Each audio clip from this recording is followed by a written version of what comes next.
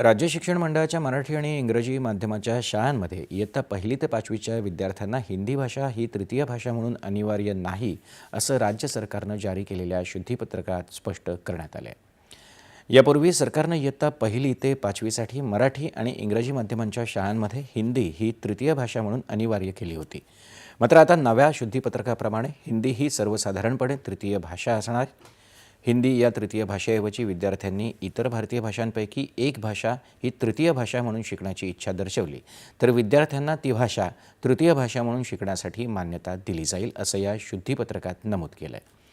मात्र हिंदीऐवजी इतर भाषा तृतीय भाषा म्हणून शिकण्यास इच्छुकता दर्शवणाऱ्या विद्यार्थ्यांची त्यांच्या शाळेतील इयत्तानिहाय संख्या ही किमान 20 इतकी असणं आवश्यक असेल. हिंदीऐवजी इतर तृतीय भाषा शिकण्यासाठी किमान 20 विद्यार्थ्यांनी इच्छुकता दर्शवली तर त्या भाषेच्या अध्यापनासाठी शिक्षक उपलब्ध करून देण्यात येईल किंवा ती भाषा ऑनलाईन पद्धतीनं शिकवण्यात येईल, असं नमूद करण्यात आलं आहे. सर्व माध्यमांच्या शाळांमध्ये मराठी भाषा अनिवार्य असेल. तसंच इयत्ता 6वी ते 10वीसाठी भाषा धोरण हे राज्य अभ्यासक्रम आराखड्याप्रमाणे असेल, असं या शुद्धीपत्रकात सांगण्यात आलं आहे.